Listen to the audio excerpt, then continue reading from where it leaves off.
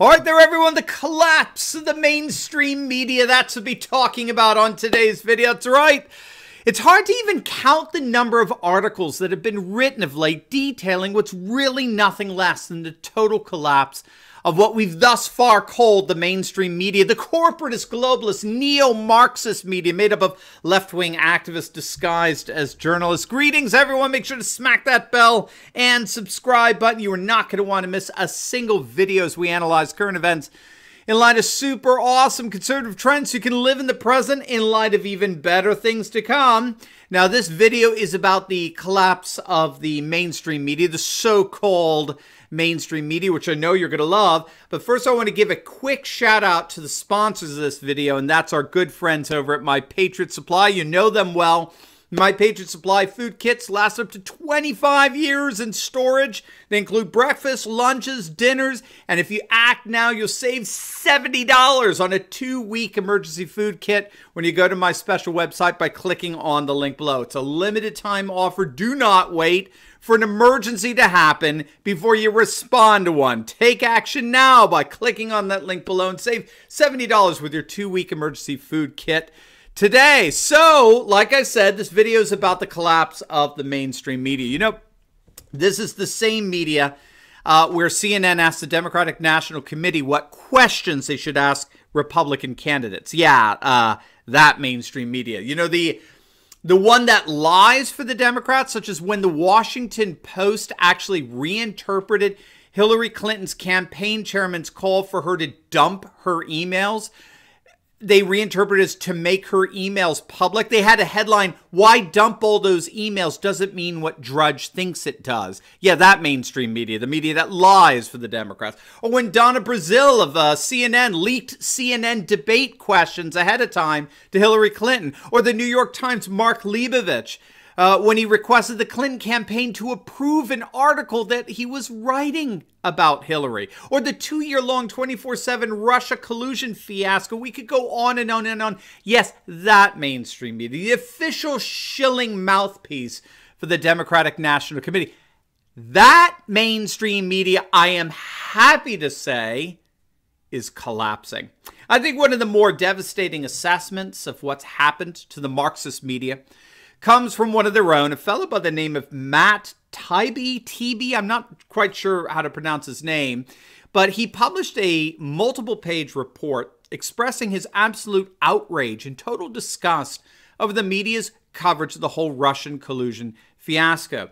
His report is entitled, it's official, "Russiagate is this generation's WMD." The reference to WMD there compares the media's coverage of the so-called Russiagate to their totally irresponsible coverage of the Bush administration claim that Saddam Hussein had weapons of mass destruction. But for this author, this fellow, as much as the WMD scandal, which of course never turned up, right? There were no weapons of mass destruction in Iraq, and thus the entire pretense for why we went to war was a fraud. But as bad as that was, this fellow makes the argument that Russiagate is infinitely worse in terms of the damage that it's done to the credulity of the mainstream media, the credibility, I should say. Here's how this fellow concludes. As a purely journalistic failure, however, WMD was a pimple compared to Russiagate. The sheer scale of the errors and exaggerations this time around dwarfs the last mess. Worse, it's led to most journalists accepting a radical change in mission. We've become side choosers, obliterating the concept of the press as an independent institution whose primary role is sorting fact and fiction. We had the sense to eventually look inward a little in the WMD affair, which is the only reason why we escaped that episode with any audience left. Is the press even capable of that kind of self-awareness now? WMD damaged our reputation. If we don't turn things around, this story will destroy it. Well, if popular opinion in terms of viewer ratings is any indicator, the mainstream media really has indeed already been destroyed. And you know, to be honest with you, as things stand, we wouldn't even need to look at the stats, the ratings, to know that the once mainstream media is mainstream no longer. We'll certainly look at those imploding ratings in a moment. But even if we didn't have that data, all we'd have to do is look at the ways in which the media is just laughed at and heckled on a daily basis. Do you remember, I think it was back in June of 2018, Jim Acosta of CNN, we like to call him Jim Acosta, right? Jim Acosta is covering a Trump rally in Tampa, Florida. He's live on CNN. He's trying to talk to Wolf Blitzer. Wolf Blitzer, by the way, we now know from the WikiLeaks that his staffer was the one who asked the Democratic National Committee what questions he should ask Republican candidates. Yeah, that Wolf Blitzer, okay? So Acosta is there, so-called reporting on the Trump rally, and all of a sudden, right behind him, a crowd starts chanting, CNN sucks and fake news. I mean, it's absolutely hilarious. The White House closed out the month of July without holding a briefing for reporters today. That means the White House has held only 3 briefings for the press this month and 8 total since the end of May. There is no other way to describe what the White House is doing these days. Wolf, top officials, including the president, are hiding from the press. And Wolf, just to give you a sense as to what's happening right now, you can hear there is a chorus of boos and other chants from this Trump crowd here in Tampa, Florida. They're saying things like CNN sucks, go home, and fake news. Wolf, obviously, all of those things are false. We're staying right here. We're going to do our job and report on this rally to all of our viewers here tonight, Wolf. As you should. All right, Jim Acosta, we'll stay in very close touch with you. Thank you. And of course, Acosta's all incensed, and he's like, well, obviously all those things are false, Wolf. And we know they're false because the Democratic National Committee told us to say that. Now, what Acosta actually said was, we're staying right here. We're going to do our job and report this rally to all of our viewers. All of our viewers. To all of you stuck in an airport terminal, we are reporting on the Trump rally tonight. We hope you make your destination safely. I mean, this is Jim Acosta reporting for the Cloud News Network. I mean, very few guys are taking these people seriously anymore. Let's look at the stats here. For CNN and MSNBC, things really couldn't be more dire. Just this year alone, both CNN and MSNBC lost over 1/5 of their audience, okay?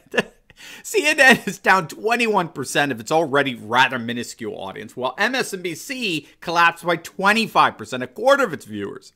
In terms of primetime viewership, MSNBC lost 15% of their primetime audience since the whole Russiagate fiasco, while CNN has lost 16%. CNN's numbers for Q2 of this year were some of their worst ever. They fell to just over 500,000 viewers total. Okay, they struggled even more during the all-important primetime hours of 8 to 11 p.m. Eastern Time. They finished in an embarrassing 15th place in terms of the most watched networks on They were behind TLC, Discovery, Hallmark, Food Channel. So it's no surprise when CNN started off the third quarter with the lowest viewership average for the network since 2015. MSNBC is faring no better. We talked on other videos about the colossal collapse of Rachel Maddow. After Bumblin' Bob's Russia collusion report was released, right, her program imploded. Maddow lost 500,000 viewers. You heard that right. She lost 500,000 viewers for her first episode following the release of that report. 500,000 of viewers turned her off after Bumblin' Bob ruined her nightly anti-Trump rant. Then, according to a report by TV Newser, she plummeted 13% in April compared to the same month in 2018. She's fallen from first place all the way down to 5th. She's trailing all 4 of Fox News' evening shows in terms of total viewers. So CNN is tanking. MSNBC is tanking. What about the network news programs, such as ABC, CBS, and NBC? Again, here, the 3 networks are all experiencing some of their worst ratings ever. CBS News has lost 17% of its viewers in 2019. That's nearly 20% viewer loss. NBC fared little better. They saw a 10% decline from 2018, and ABC saw a 4% decline from last year. So this is another way of saying that all 3 major networks are experiencing a significant ratings decline for their nightly news. How about when it comes to the major newspapers? Well, surely they must save us. The New York Times, the Washington Post. Surely all the online subscriptions have been surging, haven't they? That's all we've been hearing. I've noticed that in what I've been reading. Online subscriptions for America's papers are flourishing. Alas, though, yes, there's been a surge in online subscriptions. That's only because they just started online subscriptions. There was nowhere to go but up.